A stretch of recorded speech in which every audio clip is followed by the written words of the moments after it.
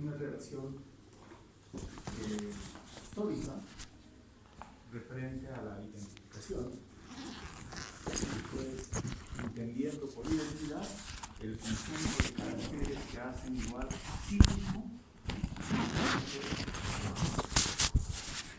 y por identificación habíamos entendido el conjunto de métodos, técnicas y procedimientos destinados a establecer la identidad. Por otro lado, ¿qué hemos hecho en esta relación histórica? Recuerdo en tres fases más bien, una fase precientífica o antigua y una científica que se supone que es lo que está en vigencia. Sin embargo, estas clasificaciones de las etapas históricas en el cual se han impuesto este tipo de métodos, ¿cierto? No es que un método pertenezca exclusivamente a una, sino que ha sido ideado empíricamente en una de las fases o etapas, pero que en la actualidad ha ido modernizándose. Entonces, como tal, los fundamentos de ese método no se han perdido. Las huellas dactilares, por ejemplo, ¿verdad? Que en la actualidad se ha tecnificado tanto que hace mucho más fácil incorporando inclusive algunas claves matemáticas para establecer la concordancia de estas figuras. Obviamente que otras han nacido en la etapa científica. La biografía genética, que en este momento es uno de los métodos importantísimos, pero ahora vamos a ver en qué casos se puede utilizar cada una de ellas. Por lo tanto, vamos a tener clasificaciones entre métodos generales, métodos específicos, métodos especiales de identificación. Pues ya vamos a ver dónde corresponde cada una de ellas. Se supone, cuando hablamos de la metodología general de identificación, que este método aplica para todos, por eso se llama general. En cambio, las especiales, solamente en algunas situaciones, cuando se tienen que buscar aspectos específicos vinculados al establecimiento de la identidad de las personas. Consecuentemente, las clasificaciones ahora sí interesan, pero que sin embargo veamos antes de la valoración de la pericia identificatoria. Para identificar a un individuo, por lo tanto, se requiere esencialmente el esfuerzo de un equipo multidisciplinario. Claro, nosotros como odontólogos podemos incorporarnos en un equipo con lo que sabemos específicamente, pero además todo lo que sabemos en cuanto al aporte metodológico para la identificación tiene sus límites. No podemos utilizar el método odontológico, digamos, como un método único. Por lo tanto, es un aporte más. Porque el proceso identificatorio, como hemos mencionado en la clase anterior, se puede dar en personas vivas, en cadáveres, en restos cadavéricos cadáveres primero de muerte reciente, muertes de larga data, pero en esas de larga data en estado de putrefacción o que se haya incorporado un método de conservación, sea esta natural o sea artificial. Entonces, existen recursos, pero nada más que eso. También en restos cadavéricos o finalmente en osamentas o simplemente en fragmentos óseos o dentarios. Por lo tanto, una pieza dentaria puede ser un elemento importante para aportar. Y en eso sabemos que una pieza dentaria es diferente entre la dentición temporaria y la dentición temporal o permanente. Eso ya nos da etapas. Por otro lado, la consolidación de la calcificación apical también nos dan indicios. Las enfermedades periodontales también nos dan indicios, porque las enfermedades periodontales son típicos de la edad adulta, pero no en los niños, ¿verdad?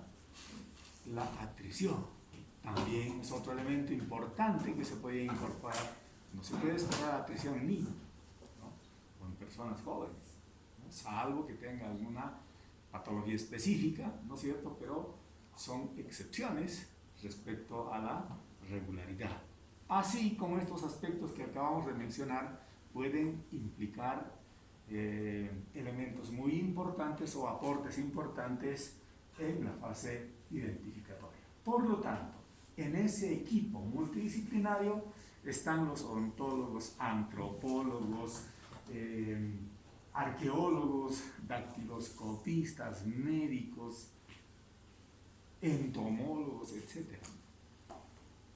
Pues tratándose de esa manera, entonces, en la conformación de un equipo multidisciplinario, el odontólogo debe explotar lo que sabe y lo que conoce y no puede invadir otros aspectos, probablemente que no sean de su competencia, ¿no?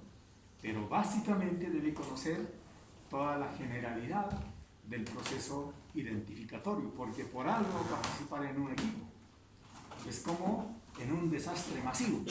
En un desastre masivo, pues participan todo un equipo de personas, cada uno con sus funciones. Pero yo no puedo desconocer lo que hacen los demás, porque caso contrario probablemente entorpecería la actividad de otros. Por lo tanto, la secuencia de participación pues también es vital. Entonces, por ese motivo es que nosotros vemos estos detalles, porque al ser parte de un equipo no podemos entrar novatos, ¿no es cierto?, y directamente a las piezas dentales. Tienen que cumplirse otras etapas previamente para que nos incorporemos nosotros. Entonces, esos detalles son importantes rellevar en esta parte de la identificación. Por lo tanto, las condiciones que se requieren de la ciencia, como llamamos competencia para hacer las cosas. Entonces, el odontólogo es competente en el área que le corresponde. Por lo tanto, conoce sus métodos, conoce sus posibilidades y al mismo tiempo conoce también sus limitaciones. La suficiencia. Por lo tanto, para este aspecto identificatorio dentro de la fase pericial se requiere 1, 2, 3, 4, etcétera, métodos que dominan cada uno de ellos para poder incorporar en este proceso identificatorio. Y finalmente, la seguridad. La seguridad solamente nos da la parte objetiva. Por lo tanto, como se trata de un proceso de investigación científica, no puede concluir en subjetividades, tiene que ser objetivo, por lo tanto medible, contrastable y al mismo tiempo probable. Y los términos de su dictamen precisamente tienen que ver en términos de probabilidad. Por eso colocamos este término de la estadística, porque la probabilidad es una parte de ella y que utiliza muy bien sus recursos de concordancia o discordancia para establecer estos aspectos que estamos viendo. Entonces, una clasificación de acuerdo a los métodos o procedimientos de identificación, tendríamos en los métodos generales, especiales, complejos y otros. Los generales son los de reconocimiento facial, el patrón biométrico y la dactiloscopía, que es el que acabo de mencionar, el que se utiliza generalmente en la administración de un país, porque tiene que saber la identidad de sus habitantes, ¿no?, para poderlos contabilizar para fines administrativos, políticos, electorales, etcétera, etcétera. Por otro lado, tenemos los métodos especiales, lo que les acabo de decir, que está destinado a cierto grupo de personas. Y en este caso, ese proceso identificatorio tiene que ver con algunas señas que existen que, por existir las mismas, denotan una particularidad que nos dé una probabilidad especial para identificar a esa persona. Y ahí tenemos las cicatrices, tatuajes, quemaduras, el sistema dentario también se incorpora en el sistema antropométrico y el antropológico forense. Gran parte de estas formas se utiliza en el ámbito de la identificación acción judicial, o sea, para identificar a los criminales, ¿no? En el ámbito criminal. Pero no solamente eso, por eso no lo pongo ahí directamente, pero sí se utilizan estas señas particulares, además, y entre ellos los tatuajes fundamentalmente, y otras complejidades que existen en ese ámbito. Y finalmente, los métodos más complejos para saber en los estudios en sangre, para saber sus grupos, factores, subfactores, el estudio del ADN, nuclear, mitocondrial, etc., de acuerdo al objeto material que se tiene que investigar. Y como otros, están clasificadas las identificaciones a través de la voz, de la frecuencia de voz, del iris de los ojos, de las uñas, entre ellas la rugoscopía, la keiloscopía, el estudio de las venas, la disposición de las venas también en ciertas partes específicas del cuerpo humano. Claro que estas sean visibles o se visibilizan por transiluminación, y de ese modo también existen aportes que servirían para la identificación. Por otro lado, la reconstrucción y la superposición. La reconstrucción se debe a que si tenemos alguna seña particular de la imagen de alguien, ¿cierto? Y a partir de ella se puede hacer reconstrucciones. Por decir, si tenemos el cráneo de alguien y mediante los métodos antropológicos definimos si es hombre y mujer, ya es un acercamiento importante.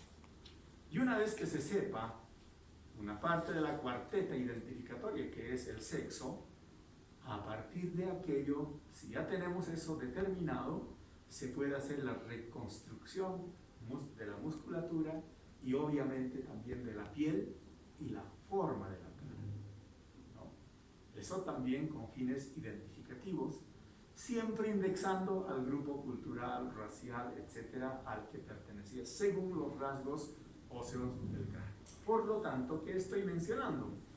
De que el cráneo entre un blancoide en un indoamericano o mongoloide y un europoide son diferentes. Y entre hombre y mujer son diferentes. En los grupos etarios igual son diferentes porque van cambiando las angulaciones. Por lo tanto, estos aspectos nos permiten ya clasificar. Y una vez que se tenga clasificado, esto es hombre, más o menos de tal edad, y luego se hace la reconstrucción de la cara. A eso, ¿no es cierto?, se entiende como esa fase reconstructiva también, que es uno de los detalles. ¿Eso qué implica? Que además, esto como método por si acaso, nos está induciendo a que la identificación podría tener dos componentes importantes. ¿Cuáles son esos componentes? La identificación comparativa y la identificación reconstructiva. En la comparativa quiere decir que nosotros comparamos los hallazgos actuales con los hallazgos antiguos, los registros antiguos. Por lo tanto, esa correspondencia nos permite identificar positivamente algo. Para un lado. Para este otro lado, tenemos la posibilidad de reconstruir. No tenemos factor de comparación, pero sí podemos reconstruir a partir de la cuarteta identificatoria. Eso trabaja la antropología y esta parte trabaja la ciencia forense, ¿verdad? Entonces vamos a ir viendo esos detalles paulatinamente. La otra forma de identificación según su finalidad. Tenemos igual la general, la judicial y la médico-legal. La general, como su nombre señala, tiene la finalidad de otorgar o establecer un registro identificatorio, pero establecido a todos los ciudadanos o personas que pertenecen a un determinado territorio, administrativamente hablando debe tener conocimiento con la finalidad política, estratégica, social, económica, etcétera, ¿no es cierto?, que tiene que ver con un proceso administrativo de gestión de un determinado gobierno, sea esta nacional, departamental, regional, municipal, etcétera, ¿no? Porque ustedes saben que los recursos se distribuyen según la cantidad de habitantes que existen en un determinado territorio. Por lo tanto, no solamente esa es la necesidad, sino de conocer exactamente la cantidad de habitantes que existen en un determinado territorio. Por lo tanto, este método tiene que aplicarse de manera uniforme a todos. Entonces, el método dactiloscópico, que es uno de los vigentes en nuestro país, el adoptado por Vucetich, porque el sistema europeo tiene otras diferencias.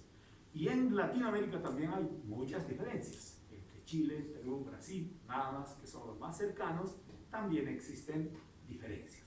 Sin embargo, nuestro país ha adoptado el sistema más básico posible, por eso que tenemos nosotros en nuestra forma identificatoria los 4 tipos fundamentales también, y sobre eso hacemos práctica, ¿verdad? Entonces, esa es la idea de aplicación de un método general. En cambio, si la finalidad es judicial o policial, pues bajo ese objetivo tiene también la necesidad de identificar, ya sean a delincuentes principalmente, o en la cual se está haciendo una persecución judicial. Por lo tanto, las personas siempre, para evadir sus responsabilidades que están siendo reclamadas por un tercero, intentan cambiar su fisonomía, intentan cambiar muchas cosas para que no los pudieran reconocer. Y en ese sentido, pues, el sistema judicial tiene la obligación de establecer la identidad primero para saber quién es el responsable de un determinado delito. Por lo tanto, se vale de muchos términos, desde el famoso identikit o identokit, ¿no es cierto?, que está desechado prácticamente, así como la prueba del guantelete, que está fuera de onda, ¿no es cierto?, que ha sido ya, ¿qué les digo?, ha sido sepultado eso ya por otras nuevas tecnologías que existen en este momento, pero en nuestro país se sigue utilizando. Por eso es que tenemos que mencionarlo, si está vigente, ¿no? Entonces, por eso cuando alguien se pierde, etcétera, hacen pues un identikit, ¿no es cierto?, y los muestran para que alguien los podía reconocer, si alguien lo ha visto en las inmediaciones de tal lugar, etcétera, que sería un elemento básico, ¿no es cierto?, muy empírico, muy primitivo, si vale el término, pero encaminado siempre a establecer la identidad. Por lo tanto, si la finalidad es esta, ¿no es cierto?, necesita conocer estos detalles, porque gran parte de la gente que está en el campo del delito, generalmente una vez de que cumple su pena, vuelve a delinquir. Por lo tanto, tiene ya señales, tiene un registro, tiene una afiliación que lo hace más fácilmente reconocible, ¿no? Entonces, fíjense cómo las finalidades van cambiando. En cambio, la identificación médico-legal requiere conocimientos de la ciencia médica para el proceso de identificación de un individuo, sea este vivo o muerto. Ahí entra la odontología, pues, ¿no? Vivos o muertos. La medicina igual. La medicina, a través de las mediciones, por ejemplo, de la pelvis, determina fácilmente si es hombre o mujer, ¿no? Nosotros seguramente vamos a utilizar el sistema dentario, ¿no es cierto?, para también apoyar esta posibilidad, porque estamos hablando de posibilidades o probabilidades, ¿verdad? Entonces, ese es el sentido, por eso es que tenemos que ver también esta parte que nos corresponde a nosotros. Según la forma de aplicación, les decía, existen 2. Ya les he mencionado pero aquí la repetimos: comparativas y reconstructivas. Comparativas porque consiste en comparar los antecedentes o reseñas, ¿no es cierto?, con los registros actuales. Para aquello se utilizan las necrodactilías, las historias clínicas odontológicas, la carta dental, las radiografías, modelos de estudio, etc. Ya me estoy desmarcando un poquito de la ciencia médica y estoy incorporando de términos exactamente que nos corresponde a nosotros, ¿no?, de odontología. Por tanto, pues, estos aspectos básicos, necesarios, nos podrían permitir en algún caso la identificación. ¿Alguien se acuerda todavía, aunque esta generación yo creo que no, del famoso Che Guevara? Era un guerrillero argentino de nacionalidad que ha estado en Bolivia en una primera oportunidad y luego se fue a Cuba, estuvo en otros países también, y en la Revolución Cubana ha jugado un papel importante, ¿verdad? Pero en nuestro país más aún. Era un personaje buscado por la justicia y principalmente por nuestro país, ¿no?, porque su intención era instituir el sistema de guerrillas en nuestro país. Entonces, por seguridad interna, etcétera, era la joya, digamos, porque él era la cabecilla de organización en nuestro país. Después de mucho tiempo lo han atrapado y luego lo han matado, lo han ajusticiado. ¿Y qué creen después? Han tenido que inhumar su cadáver, pues, pero no se sabía dónde. Como de Marcelo Quiroga Santa Cruz, prácticamente ha desaparecido, ¿no?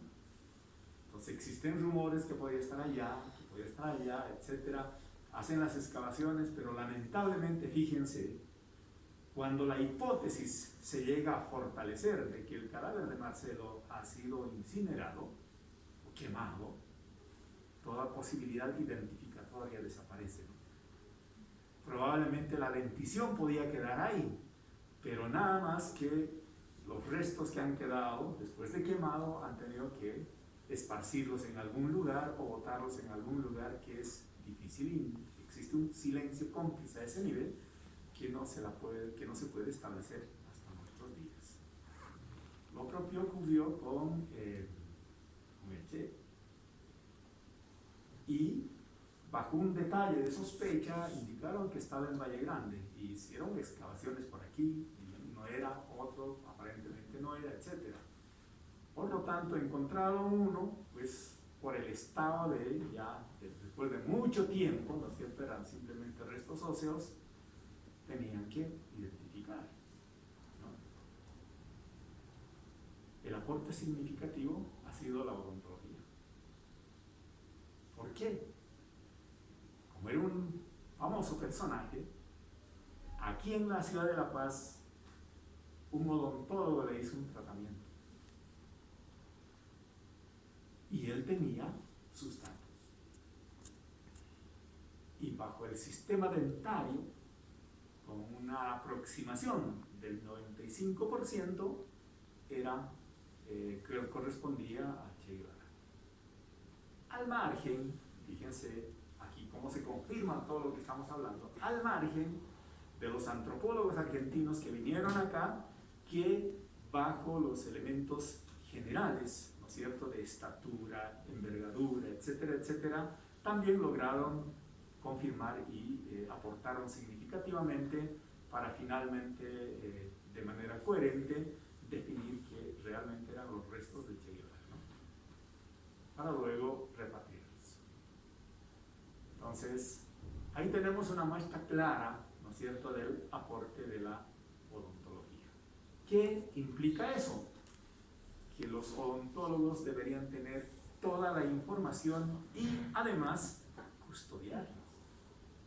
Porque si lo hubiese desechado, no hubiese habido forma de establecer. Por lo tanto, además, en este caso, estaban procediendo a la identificación comparativa. Datos anteriores que ha aportado el odontólogo con los datos del resto cadavérico que estaba en duda. ¿Verdad? Comparación. ¿Ok? Creo que con el ejemplo ha quedado un poco más claro. En cambio, la reconstructiva consiste, como su nombre lo indica, reconstruir a partir de algunas evidencias físicas materiales. Por lo tanto, esto se aplica en cadáveres en estado de descomposición, esqueletizados, carbonizados, etc., cuando hemos hablado de los fragmentos óseos, inclusive que correspondan al ser humano. Primero, entonces, lo que corresponde decir si corresponden a un ser humano o no. Podría ser de una vaca, ¿no? Son restos óseos. Pero en esa parte, fíjense si son restos óseos. Imagínense encontrarse una pieza dentaria. Pues no podíamos nosotros como odontólogos confundir una pieza dentaria humana con uno de vaca o con cualquier herbívoro o omnívoro o con cualquier carnívoro. ¿No? Son particulares. Entonces, para eso corresponde la anatomía comparada también. Pero no es necesario que el odontólogo sepa toda la dentición de todos los otros animales o las otras especies. Simplemente con decir que no corresponde a un ser humano, ese es un aporte significativo. Estamos excluyendo, ¿verdad? Bueno, entonces, de lo que se trata es, a partir de los elementos básicos existentes, poder reconstruir. Primero, especie, ¿no es cierto? Si corresponde a un ser humano o no. El siguiente detalle podría ser el sexo, hombre o mujer. El siguiente detalle, probablemente la estatura. Claro, si son a través del húmero, ¿no es cierto? O del fémur, principalmente, se puede estimar la edad, perdón, la estatura, ¿no? Entonces, fíjense cómo se incorporan otros elementos básicos, por eso se llama la cuarteta básica de identificación, que vamos a ver posteriormente. 4 elementos con que aporte, pues es totalmente significativo. Entonces, si comparamos estos detalles que acabamos de encontrar con los registros de las personas denunciadas como desaparecidas, pues el universo se cierra, es más chiquito. Por lo tanto, comparar una por una con esos detalles de la identificación reconstructiva, nos vamos a la identificación comparativa. Pero como en gran parte de nuestro territorio también hay gente que nadie lo reclama, fallece, está ahí en la morgue, por un tiempo, judicialmente hablando, y posteriormente pasan a fosas comunes. Antes todas paraban a el anfiteatro. Ahora con una nueva ley es más difícil. Ya no se puede disponer de los cadáveres, ¿no? Ese era el destino, pues. Por lo tanto, ahí termina la historia de una persona, ¿no? Ni los restos ni nada, porque una vez que pase por el anfiteatro, pues, primero que los que hacen las fases de disección como corresponde, y posteriormente la parte esquelética, hay algunos que se roban media cara, miembros, se llevan una mano, etc., y desaparecen, los depredadores, ¿no? Eso es lo que ocurre, pues, lamentablemente. Nadie lo reclamaba igual, ¿no? Entonces, eso ocurre solamente en nuestro medio, en otros países es muy difícil hacer eso, ¿no? Y justamente en esa línea y en ese camino existe esa disposición de, por respeto a la humanidad, pues no se podía disponer fácilmente de cadáveres. Por lo tanto, existe ahora un trámite muy engorroso para conseguir cadáveres. Quienes han pasado por anatomía están con piezas, es de hacer de unos 30 años aproximadamente, ¿no? ya no se puede reconocer, ya no se puede ver nada. Nosotros teníamos la suerte de trabajar casi con cadáveres frescos, ¿no? Frescos realmente, bien conservados. Por lo tanto, todos los detalles podíamos verlos, como era la intención, ¿no? Entonces, en la actualidad ya se ha ido mecanizando, ahora se tienen piezas en material sintético, ¿no? para poder estudiar también aquello, luego se incorpora la virtualidad también, etcétera, etcétera. Por lo tanto, nuestra mayor dificultad debe ser ahora a la hora de incorporarse en la cirugía. Entonces, no, después de eso, no le veo mayor complejidad.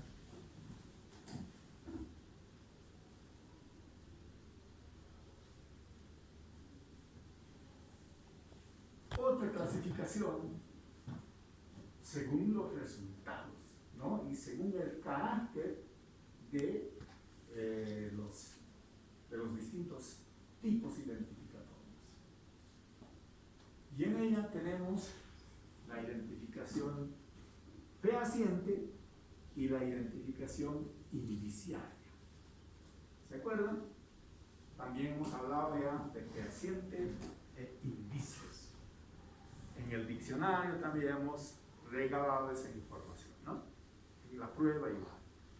Estamos ahora utilizando esas palabritas en estos porque son estos métodos de identificación de carácter fehaciente, porque nos da fe y se pueden comparar entre las evidencias dubitadas e indubitadas que nos permitan establecer los aspectos únicos entre una y otra, entre un objeto y otro objeto.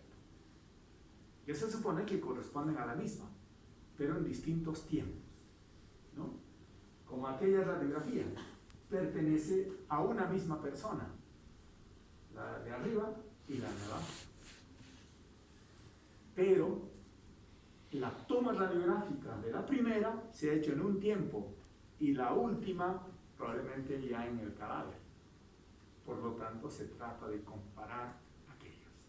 ¿Qué es lo que se debe incorporar? Obviamente que no es la misma, pues en el transcurso del tiempo tenemos piezas dentarias expuestas a distintos factores de riesgo, entre ellas caries dental, enfermedades periodontales, traumas, etcétera, etcétera. Y además, por la pérdida de una pieza dentaria, las vecinas o las piezas posteriores comienzan con la migración anterior, que eso es parte de la naturaleza. Por lo tanto, se espera de que pueda estos elementos o cambios ser explicados por la lógica del tiempo. Si yo tengo aquí una radiografía del 90 y aquí tengo una radiografía del 2000, ¿no es cierto? Si son diferentes, puedo yo hacer una superposición de imágenes primero para saber las particularidades de las piezas que quiera y que se pueden comparar.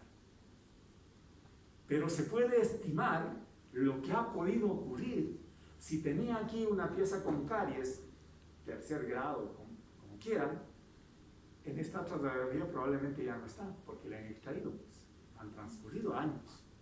Pero eso es explicado en el tiempo, algo previsible, algo que podía haber ocurrido. Pero lo que no puede ocurrir es al revés. Si tengo la pieza 16 aquí, ¿no es cierto?, con caries o prácticamente restos radiculares, y en la radiografía post esté sano. Pues en odontología, en la cariología, pues no existe regeneración de los tejidos, ¿no? En ese nivel de recomposición de la morfología dental. Entonces, lo tomo con cuidado esa parte de la regeneración, por si acaso. Estoy tomando desde el punto de vista muy general, porque regeneración sí existe, pero a nivel de tejido, ¿no? A nivel de tejido, pero no restituye la forma, solamente ahí, internamente. Entonces, estos son los aspectos que nos permiten analizar a detalle. Y una vez que se llegue a contrastar, aunque sean un tanto diferentes, pero que pueden explicarse por la lógica del transcurso del tiempo, puedo establecer yo posibilidades.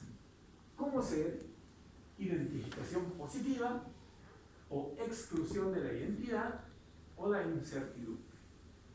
Positiva, porque digo, con tal aproximación probabilística de tantos por ciento, esto le corresponde a él, por lo tanto es él, o corresponde a Juan.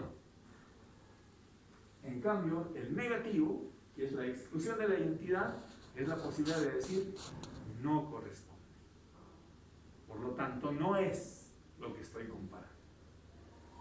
Y finalmente la incertidumbre, que se queda en statu quo, porque quiere decir que los elementos de análisis no son suficientes como para poder emitir un dictamen tanto de identificación positiva o de identificación negativa.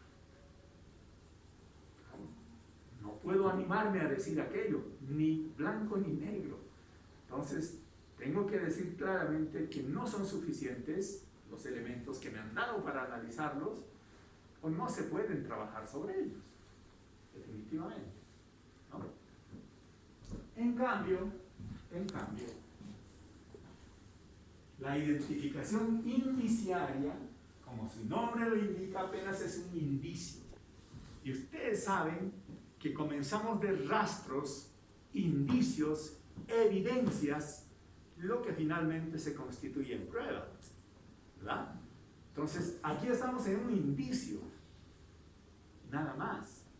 No me permite llegar a ninguna conclusión, ¿no es cierto? Entonces, estos datos que se recopilan, ¿no es cierto?, como el retrato hablado, por ejemplo, apenas me aproxima, ¿no es cierto?, a un rasgo de comparación, o perdón, de pertenencia de un dato A respecto a un dato B. Entonces, puede ser, pero no me permite emitir ningún dictamen, ¿no es cierto? Esta fase identificatoria, además, ¿no es cierto?, son aquellas que nos vincula también a la cuarteta básica, o sea que casi utiliza los recursos de la identificación reconstructiva. Claro, porque no voy a poder identificar, no voy a poder decir este cadáver o estos restos corresponden a fulano de tal. No, apenas puedo decir si es de un ser humano, corresponde a un ser humano, corresponden a hombre o mujer, o corresponden a un grupo racial, qué sé yo, ¿no? Pero solamente eso, a todo lo que pueda alcanzar. Por lo tanto, son aspectos, ¿no es cierto?, en calidad de indicios que no me permiten, a diferencia del anterior, a concluir en nada. No puedo sacar yo un dictamen al respecto. Consecuentemente, la identificación médico-legal, como ya habíamos mencionado, trabaja sobre personas vivas, sobre cadáveres, restos cadavéricos o simplemente osamentas, o algunos fragmentos óseos nada más, que son útiles, que dependiendo de la cantidad y calidad pueden simplemente quedarse en una de las etapas de identificación indiciaria o, caso contrario, a una identificación también ya fehaciente, ¿no?, dependiendo de los hallazgos. Dentro de la identificación médico-legal en personas vivas puede darse en recién nacidos, en menores, en adultos, en investigación de paternidad, estimación de edad fisiológica, edad psicológica, y nosotros, fíjense, estamos aquí, la edad dental. De todas estas cosas es un aporte de las ciencias de la salud. Estoy hablando de medicina fundamentalmente. Y nosotros tenemos aquí una partecita, ¿no? Eso es todo lo que corresponde a la identificación médico-legal. Entonces tenemos solvencia como ciencia del área de la salud para aportar, fíjense, en todos estos términos y utilizando cada uno de estos aspectos demandados. Por tanto, en la era dental, ustedes saben que los tipos de dentición, algunos la clasifican solamente por dos, temporarios, permanentes, y otros que dicen temporarios, la dentición mixta y la dentición permanente. Esas clasificaciones son solamente para nosotros, pero la utilidad es de que nosotros, a partir de todos los recursos, sepamos establecer la edad dental, con la finalidad de establecer o estimar la edad cronológica.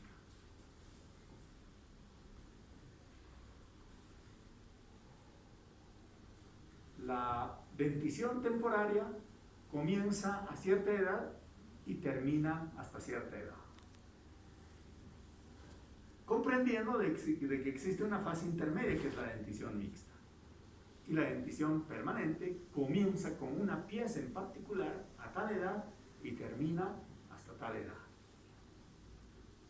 Pero posterior a aquello habrá que utilizar otra metodología, pues.